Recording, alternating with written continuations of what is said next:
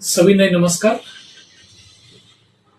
आत्ताच काही दिवसांपूर्वी 23 एप्रिल जागतिक पुस्तक दिन साजरा झाला. 23 एप्रिल वर्ल्ड बुक डे. हे मी अशासाठी सांगतोय की मला कल्पना नाहीये आपल्या देशामध्ये निदान निदान शैक्षणिक संस्थांमध्ये, सर्व शैक्षणिक संस्थांमध्ये हा दिवस साजरा केला जातो का. 23 एप्रिल जागतिक पुस्तक दिन. यातला दी आहे तो ऱ्हस्व आहे. मी ऱ्हस्व असं म्हटलं नाही का, म्हणजे पहिला दी असं म्हटलं.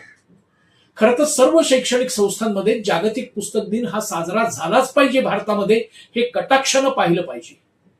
इतर काही जयंत्या वगैरे थोड्या कमी झाल्या तरी सुद्धा चालेल. हे का मी म्हणतोय याचं कारण सांगतो. पुस्तक ही अतिशय अतिशय महत्वाची गोष्ट आहे. एक साधं उदाहरण सांगतो. मी लहान होतो आणि आपल्याला माझे आई बाबा मदर्स डे आणि फादर्स डेच्या एपिसोड मधून कळणार आहेतच. पण एक उदाहरण सांगतो की आमच्याकडे एक इंग्रजी पेपर यायचा आणि एक मराठी पेपर यायचा, वर्तमानपत्र. आणि ते रोज माझ्या 2 मोठ्या बहिणी आणि मला ते वाचणं बंधनकारक होतं. मी बंधनकारक असा शब्द वापरतोय. त्याचाही क्रम ठरलेला असायचा. समजा बहिणीची सकाळची शाळा आहे, माझी दुपारची शाळा आहे, तर मी सकाळी वाचला पाहिजे. किंवा माझी सकाळची शाळा आहे, बहिणीची दुपारची शाळा आहे, तर बहिणीने आधी वाचलं पाहिजे. हे सगळं ठरलेलं होतं. वर्तमानपत्र आता आपल्या मोबाईलमध्ये सुद्धा वाचायला मिळतात. ती वाचायला नकोत का. ते एक पुस्तकच असतं. फक्त ठीक आहे, ते अल्पायुष्य असतं. त्याचं आयुष्य 1 दिवसाचं असतं आणि थोडंसं मोठं असतं आकाराने. बाइंडिंग नसतं त्याला, पुस्तकाला जसं असतं तसं. आता मी पुस्तकांच्या विषयाकडे वळतो. एकदा मी, आई, बाबा आणि माझ्या 2 बहिणी, मला अजूनही आठवत आहे, आम्ही ताडदेवला म्हणजे हाजी अल्लीवरनं आम्ही महालक्ष्मी मंदिर केलं आणि महालक्ष्मी मंदिराच्याकडनं आम्ही घरी येत होतो ताडदेव मार्गे. तिथे सर्वोदय बुक स्टॉल होता.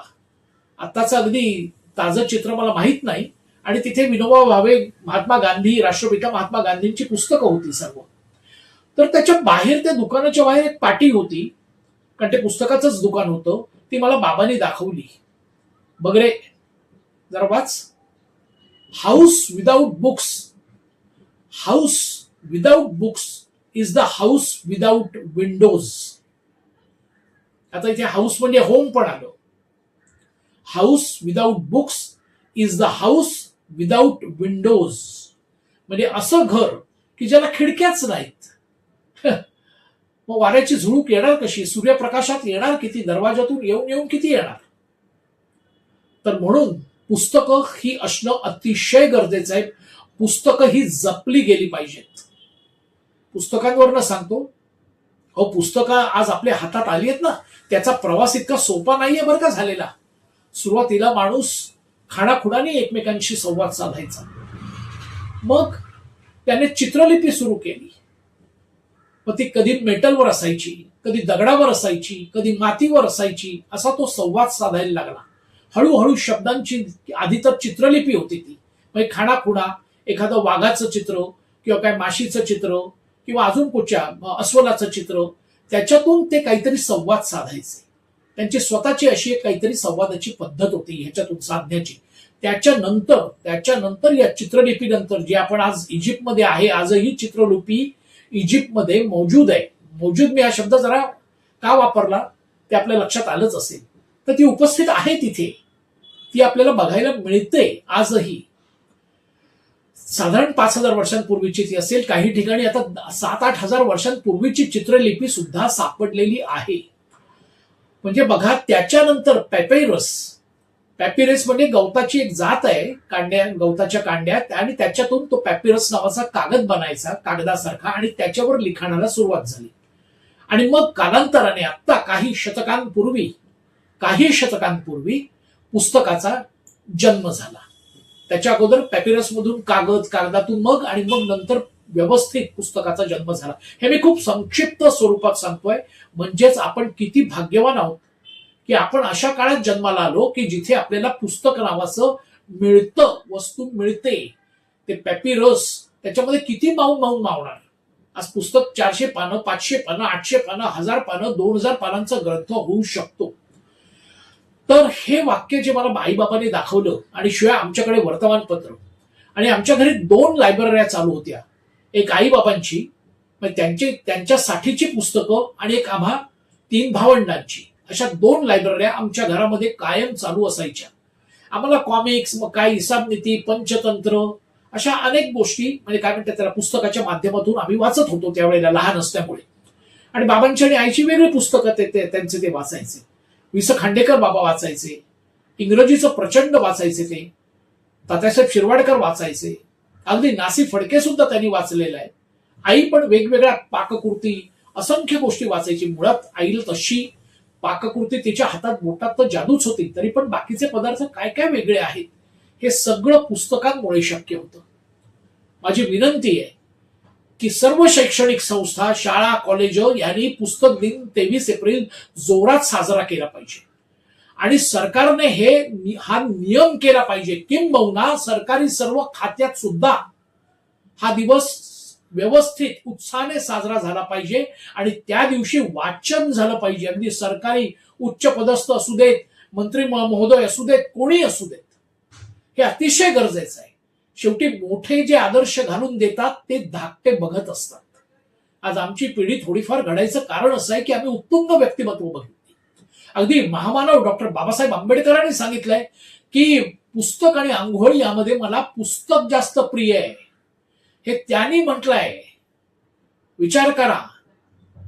ते म्हणतात की माझी पुस्तकामुळे माझी वैचारिक आंघोळ होते, आणि आपण जे काही साबण आणि पाण्याने आंघोळ करतो ती माझी शारीरिक आंघोळ होते. म्हणजे डॉक्टर बाबासाहेबांचं नाव घेणारे सर्व आणि बाकीचे ही सर्व, या सगळ्यांनी हा आदर्श नको का ठेवायला. एक साधं उदाहरण सांगतो.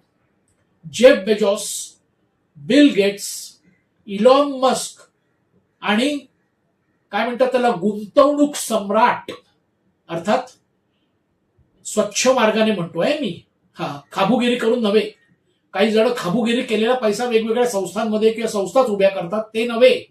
सच्च्या मार्गाने गुंतवणूक करून त्याच्यातून मिळालेला पैसा, यातला बलाढ्य माणूस ज्याला आदर्श मानलं जातं असे अमेरिकेचे वॉरन बफे, हे सुद्धा प्रचंड वाचन करतात.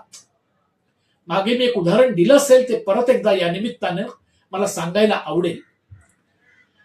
आपल्या मुंबईतले फिरोजशाह मेहता रोडवरचे स्ट्रँड बुक डेपोचे मालक, आज दुर्दैवाने ते आपल्यात नाहीत, शानबाग नावाचे गृहस्थ, हे बिल गेट्सला भेटले जेव्हा कम्प्युटरचा जमाना सुरू झाला होता. आणि त्यांनी बिल गेट्सला विचारलं, पुस्तकांचं भवितव्य काय आता कम्प्युटरमुळे. तर त्यावेळेला बिल गेट्सचं उत्तर आपल्याला मी सांगतोय. बिल गेट्स असं म्हणाले, the books are the most revolutionary discovery of a man to store the total human experience. हे साक्षात कॉम्प्युटर मधला मोठा माणूस बिल गेट्स यांचे हे उद्गार आहेत. याच्यावरच कळतं की त्यांची वाचनावर, पुस्तकावर किती नितांत श्रद्धा आहे ती. त्याच्यामुळे नको का हे सगळं करायला. आज सुट्ट्या मुलांना लागलेल्या आहेत, बरोबर आहे ना. सर्वांच्याच मुलांना सुट्ट्या लागल्या आहेत, शाळा, कॉलेज वगैरे. ठीक आहे, काहींच्या परीक्षा जूनमध्ये असतील, काहींच्या जुलैमध्ये असतील. पण माझं काय म्हणणं आहे, लायब्रऱ्या तर त्या निमित्ताने सुरू करा ना. माझ्या पालकांना कळकळीची, आग्रहाची विनंती आहे. मुलांना आता उन्हाळक्या करण्याच्या पेक्षा, फास्ट फूड खाण्याच्या पेक्षा, हे सगळं जे मी आता म्हटलं की सुट्टीतली भूक, ही सुद्धा सुट्टीतली भूक सध्या निर्माण करायची वेळ आली आहे मुलांच्या बाबतीत आणि पालकांनी स्वतःच्याही बाबतीत. बघा, लायब्रऱ्या ओस पडल्या चालल्यात. मी तर तुम्हाला सांगू का की वाचन नसलं ना तर मी आजारी पडतो. शेवटी आपल्या पाठीवरचा तीळ एखाद्या अशा जागी असतो पाठीवर की जो आपल्याला मरेपर्यंत दिसत नाही हो. कोणी फोटो काढून दाखवला तरच दिसू शकतो, नाही का. तर मग पुस्तकांमुळे किती अगाध ज्ञान मिळतं, हे काय मी नव्याने सांगायची गरज आहे का. आणि पुस्तकातून अभ्यास होतो. जेव्हा आपल्याला शिंग फुटतात, आपण पंगवांड अवस्थेत असतो, म्हणजे 16वं वर्ष धोक्याचं, आणि जसजशी मुलींना शिंग येतात त्यावेळेला जरा मेडिटेशन वगैरे हे त्यांना आवडत नाही.